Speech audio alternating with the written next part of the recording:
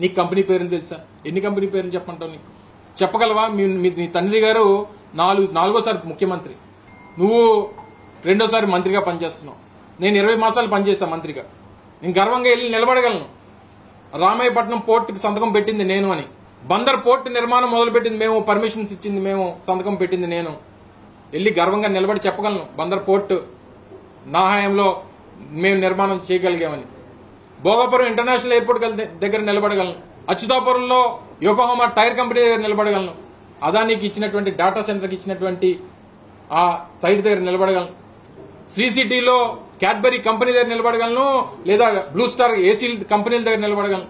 Panasonic, Lloyd, ఈ TV panels manufacture చేసేటువంటి TCL company దగ్గర నిలబడగలను.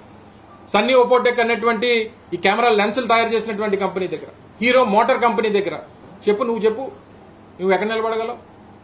అమరావతి రోడ్ల మీద